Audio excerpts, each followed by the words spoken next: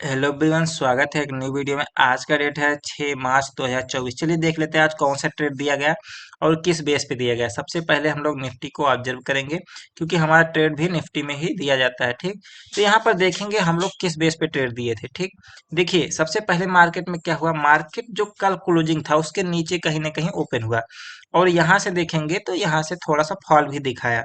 अब जब यहाँ से फॉल दिखा के मार्केट में क्या हो रहा था, देखिए एक एक कैंडल को ऑब्जर्व करेंगे, सब कुछ देखेंगे। तो सबसे पहले देखेंगे यहाँ पर एक स्ट्रांग रेड कैंडल बनाया, फिर उसके अंदर छोटे छोटे ग्रीन कैंडल बनी, फिर कहीं ना कहीं इस लेवल पे आके मार्केट लो लेवल पर आ गया मार्केट, लेकिन यहाँ से बाइंग आया। दो कैंडल ध्यान से देखेंगे आप लोग, इसमें बाइंग आया, इसमें बाइंग आया, इसमें बाइंग आया और मार्केट हाई लेवल पर जाने की कोशिश किया, बट कहीं ना कहीं ये स्ट्रॉन्ग फिर से रेड कैंडल आ गया। जब ये रेड कैंडल फिर से आ गया, यहाँ से पता चल गया कि मार्केट अभी ऊपर नहीं जा पाएगा। लेकिन क्या है कि हमारा व्यू क्या था, बाइंग का था। एक ओवरव्यू के साथ हम लोग चलते हैं कि क्या हमको करना है आज। तो व्यू जो था वो बाइंग का था। कल भी मैंने बताया था कल की वीडियो में कि अपना बाइंग का ही व्यू है। तो बाइंग के व्यू के अनुसार हम लोग को ट्रेड करना था। अब देखिए ट्रेड कहाँ पर दिया गया, किस बेस पे दिया गया, सब कुछ देखेंगे और किस लेवल पर दिया गया। देखिए तो सबसे पहले पोस्ट कब किया गया, देखिए 6 मार्च यहाँ से चालू होता है। तो यहाँ से देखेंगे मैंने बताया कि बैंक निफ्टी अप है, निफ्टी डाउन है। तो उस हिसाब से मैंने पोस्ट किया था कि 10:09 पर कि ये अपना एंट्री है, ये टारगेट, ये स्टॉप लॉस। ये आपको यहाँ पर दिखने में छोटा लग रहा होगा, लेकिन ये 40 से 50 पॉइंट का टारगेट है। अभी मैं आपको दिखाता हूँ। तो यहाँ पर टारगेट कितने बजे आया, तो यहाँ पर देखेंगे टारगेट आया लगभग 10 बज के कितने मिनट पर, 21 मिनट पर। ठीक, 10 बज के 21 मिनट पर टारगेट आया। अब देखिए यहाँ पर एंट्री कहाँ हुई थी, मैं आपको दिखाता हूँ साफ साफ। तो यहाँ पर जब ये कैंडल बना, ठीक, उसके बाद ये रनिंग कैंडल में ही एंट्री किया गया। ठीक, ये वाली रनिंग कैंडल में तो यहाँ कहीं पर एंट्री किया गया। यहाँ से मेरा जो स्टॉप लॉस रहता है वो 20 पॉइंट का यहाँ पर निफ्टी पर। ठीक, और यहाँ से 40 से 50 पॉइंट का टारगेट, तो यहाँ से बहुत ज्यादा ऊपर गया मार्केट। अब देखिए जो एंट्री हुई थी वो किस कॉल ऑप्शन में हुई थी, तो यहाँ पर देखेंगे ये वाला कॉल ऑप्शन था। ठीक, यहाँ पर 120 के आसपास एंट्री हुई थी। तो 22,250 जो एट द मनी का कॉल था उसमें एंट्री हुई थी और यहाँ से मैक्सिमम 15 पॉइंट का स्टॉप लॉस, मैक्सिमम मतलब, और वहां से 30 पॉइंट का टारगेट। तो यहाँ से अच्छा खासा टारगेट गया था। ये तो गया था 40 पॉइंट का, लेकिन 30 पॉइंट जैसे ही अचीव हुआ तो हम लोग एग्जिट कर लिए। ठीक, तो यहाँ से अपना टारगेट भी आ गया था जो कि मेरा था, तो ये इसी कैंडल में एग्जिट भी कर लिया गया। दोनों चीजें एक ही कैंडल में हो गई थी। तो यहाँ पर देखेंगे ये पहला ट्रेड था। ठीक, ये पहला ट्रेड था और उसके बाद जो है दूसरा ट्रेड दिया गया। तो यहाँ पर दिया गया, ठीक, इस लेवल पर दिया गया दूसरा ट्रेड। मैं आपको दूसरा ट्रेड दिखाऊंगा, लॉजिक भी बताऊंगा, सब कुछ आप लोग वीडियो में बने रहिए। तो ये पहला ट्रेड का टारगेट आ गया था। उसके बाद दूसरा ट्रेड कब दिया गया और बीच में क्या लिखा गया उसको भी मैं आपको बताता हूँ अभी। ठीक, ये देखिए यहाँ पर दूसरा ट्रेड दिया गया। ठीक, यहाँ पर दूसरा ट्रेड दिया गया, कितने बजे दिया गया, टाइमिंग आप लोग जरूर देखा करिए। तो 12:36 पर दिया गया। इसका टारगेट कब आया, इसका टारगेट आया कि 1:42 पर। देखिए 12:36 पर क्यों ट्रेड दिया गया। यहाँ पर देखेंगे ये वाला ट्रेड था 12:36 पर। ये एक सेकंड, ये वाले में कहीं पर था, मैं आपको फिर से चार्ट दिखाता हूँ। जो ट्रेड दिया गया 12 बज के कितने मिनट पर, यहाँ पर देखेंगे आप लोग 12:36 पर। ठीक, तो इस वाले कैंडल में जब एक दो तीन ग्रीन कैंडल बन गया था तो दिया गया था। तो यहाँ पर देखेंगे क्योंकि ये वाला ट्रेड मैं नहीं लिया था, जो कहना साफ, इसके पहले वाला लिया था। जब अपना एक टारगेट आ जाता है तो मैं नहीं लेता हूँ, लेकिन ट्रेड जब बनता है, पॉसिबिलिटी बनती है, तो वो दिया जाता है। तो यहाँ से ज्यादा नहीं, 20 से 25 पॉइंट का अपना स्टॉप लॉस रहता है और 50 पॉइंट का, लगभग 50 से 60 पॉइंट का टारगेट था इसमें। तो इसमें भी टारगेट आ गया था। ठीक, तो स्टॉप लॉस की छोड़िए, टारगेट ही आया था और बहुत बड़ा टारगेट इसमें आया था। तो यहाँ पर टारगेट इसमें भी आ गया था। ठीक, उसके बाद कोई ट्रेड नहीं दिया गया। अब बीच में क्या पोस्ट किया गया था ये भी आप लोग देखिए। तो ये था टारगेट पहला, यहाँ पर टारगेट आया था। उसके बाद पोस्ट किया गया था कि 48,100 का सी आप ले सकते हैं, जीरो हीरो। तो यहाँ पर मैंने बताया था ऑन 80 पर ले सकते हैं, 80 पर टारगेट 200 400 रहेगा। लेकिन वो गया कहाँ तक, 105 गया, 107 गया, 107 के बाद वो हाई मारा 114 तक का। उसके बाद शायद वो नीचे आ गया, मुझे नहीं पता कितना गया फिर, क्योंकि उसके बाद मैं मार्केट में था नहीं। तो निफ्टी भी ब्रेकआउट बहुत अच्छा कर दिया था। तो बैंक निफ्टी भी किया होगा तो गया होगा या फिर नहीं गया होगा। तो वो सारी चीजें अलग थी क्योंकि वो जीरो हीरो था, तो कहाँ जाएगा ये नहीं पता। अब देखिए इसमें क्या हुआ कि ये चीज टारगेट इसमें भी आया, इसमें भी आया, दोनों में टारगेट आया। अब देखिए ये किस बेस पे दिया गया था, पहला मैंने बताया कि यहाँ पर दिया गया था। किस बेस पे दिया गया था, जब ये मार्केट में गिरावट हुआ, तो मार्केट में गिरावट के बाद जब सपोर्ट बनाया, मार्केट सपोर्ट बना लिया यहाँ पर इस एरिया में। ठीक, जैसे ही सपोर्ट कंफर्म हुआ, अब वो कंफर्मेशन कैसे आएगा वो चीज अलग अलग चीज है। वो मुझे पता है कंफर्मेशन कैसे आएगा, तो वो कंफर्मेशन जैसे ही आया तो यहाँ पर ट्रेड दिया गया, ठीक। उसके बाद ये सेकंड ट्रेड दिया गया, यहाँ पर कंफर्मेशन आ गया था कि यहाँ से फिर से सपोर्ट बना है, तो ये सेकंड ट्रेड दिया गया। अब देखिए बाइंग व्यू था, तो बाइंग का कंफर्मेशन यहीं पर था। अगर सेलिंग का कंफर्मेशन देखेंगे मेरे हिसाब से कहाँ पर था, क्योंकि आप अगर आप लोग ट्रेड लिए भी होंगे तो सेलिंग का कंफर्मेशन आप लोग को तो पता होना चाहिए कहाँ पर था। तो कंफर्मेशन मैं बता देता हूँ कहाँ पर था सेलिंग के लिए, ठीक। तो देखिए पहला सेलिंग कहाँ पर हो सकता था, तो देखिए पहला सेलिंग इस एरिया में कहीं भी किया जा सकता था। क्यों? क्योंकि ये एक ओवरव्यू था कि अगर आपका ओवरव्यू था कि मार्केट आज नीचे जाएगा, ठीक। तो वो पहला ट्रेड यहीं पर हो सकता था। क्यों? क्योंकि देखिए मिनिमम इंट्राडे लो तक मार्केट जा सकता था, ठीक। अगर ये सेलिंग मतलब हो जाता, हुआ भी आपके हिसाब से, अगर आपने सेलिंग किया तो हो भी गया, तो इंट्राडे लो मिनिमम ब्रेकडाउन एक्सपेक्टेड हो जाता है। यहाँ से इतना आया, सेलिंग पहला ट्रेड था। उसके बाद हम लोग का बाइंग का ट्रेड आया, तो हम लोग बाइंग किए, ठीक। अगर ये ट्रेड ऊपर निकल जाता, इस हाई को निकाल देता, तो मार्केट बहुत ऊपर निकल जाता, वो तो अलग बात थी। बट ये चीजें होती हैं कि अगर यहाँ पर सेलर बैठे हैं तो वो कहाँ तक ले जाने देंगे। वो देखिए ऑप्शन सेलर का अलग ही फंडा होता है, वो मार्केट एकदम एक्यूरेट पॉइंट तक ही ले जाएंगे, उसके बाद नहीं जाएगा हर हाल में। तो यहाँ तक ले गए, उसके बाद यहाँ से मार्केट गिर गया, क्योंकि उनका एंट्री यहाँ कहीं है, तो वो लोग इससे ज्यादा ऊपर ले ही नहीं जाने देंगे। उनके पास इतना फंड रहता है, वो लोग एवरेज कर देते हैं सब कुछ वहां पर।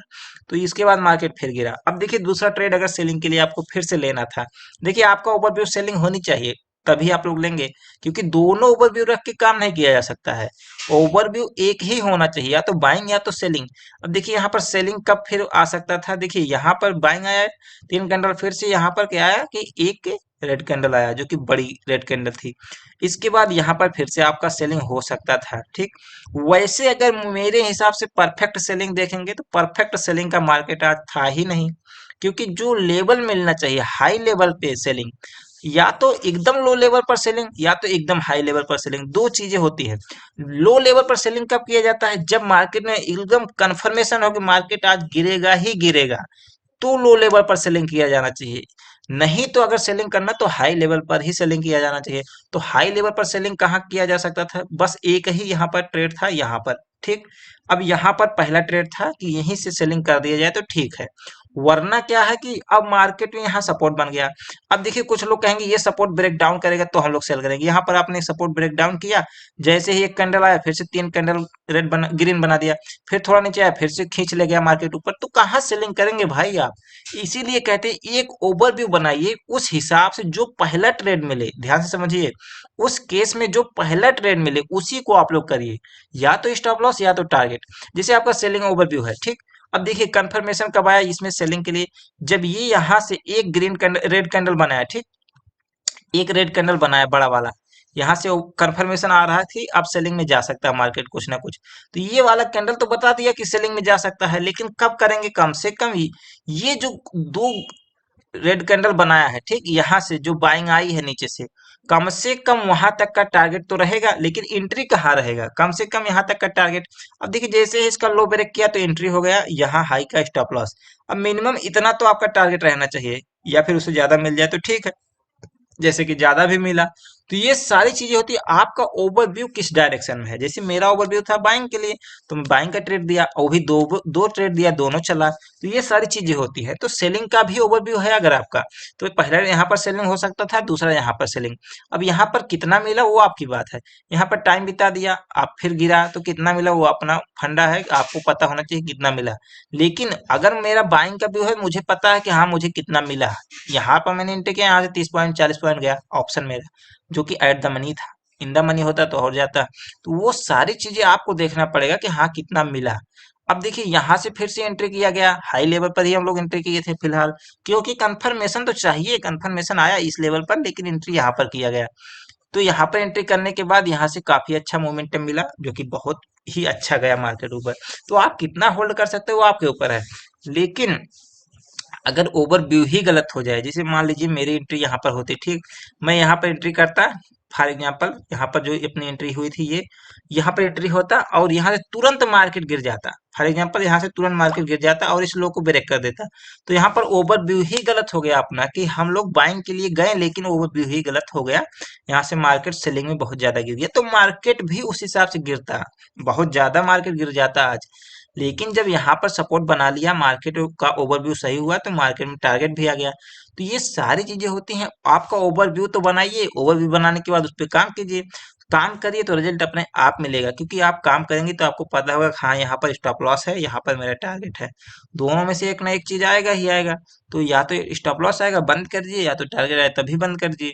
तो वो सारी चीजें होती है। अब जैसे एक ट्रेड यहाँ पर हुआ, एक ट्रेड यहाँ पर हुआ, दोनों में टारगेट आया। अगर हम लोग सेलिंग के लिए जाते तो तीसरा केस होता सेलिंग का। सेलिंग का तीसरा ट्रेड कौन सा ले सकते थे, तो वही मैं बता दिया, पहले ही सेलिंग बन गया था। तो हम लोग का सेलिंग का ओवरव्यू था भी नहीं, और अपना टाइमिंग भी नहीं हुआ था कि हम लोग सेलिंग देखें। तो उसके पहले ही बाइंग का ओवरव्यू था, बाइंग बन गया, बाइंग में हम लोग काम कर लिए और अपना टारगेट आ गया। अब देखिए कल के लिए क्या हो सकता है। देखिए कल का जो मैंने बताया था, कल अगर 400 निफ्टी पार करेगा, 400 का लेवल, तो मार्केट में अच्छा रनअप आएगा। मैंने कल की वीडियो में बताया था, आप लोग जाके देख भी सकते हैं। तो 400 तो आज पार किया, लेकिन शाम को पार किया, ठीक। अब उससे नहीं मतलब, पार हुआ तो हुआ, चाहे जब हुआ। तो 400 पार हुआ, इंट्राडे हाई पार हुआ, ऑल टाइम हाई पार हुआ। अब देखिए मार्केट एक रेजिस्टेंस लेवल पर फिर से क्लोजिंग दिया है, जो कि 500 का लेवल है। अगर मार्केट 500 लोग लेवल को पार करके गैप अप हो जाता है, देखिए बेस्ट सिचुएशन क्या बनेगा, बाइंग के लिए बेस्ट सिचुएशन क्या बनेगा। अब देखिए कल एक्सपायरी है, तो उस हिसाब से आपको चलना है।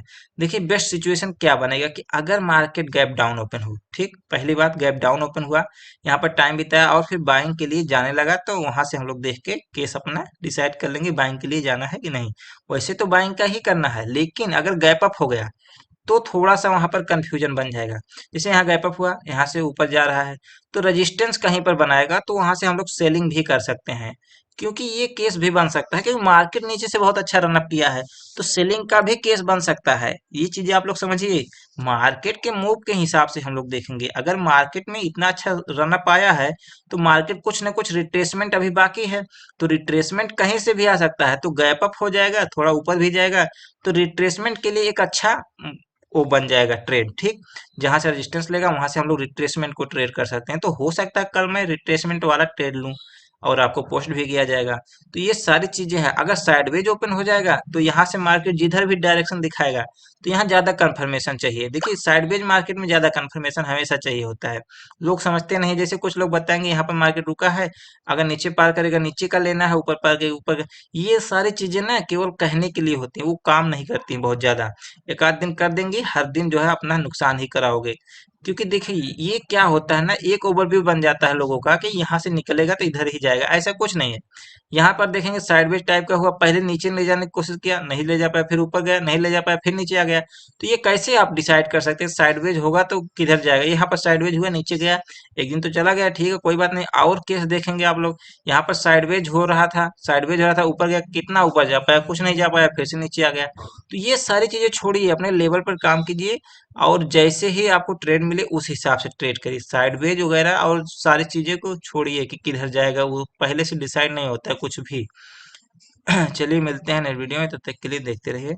मन हो तो सब्सक्राइब कर लीजिएगा, नहीं मन हो तो कोई बात नहीं।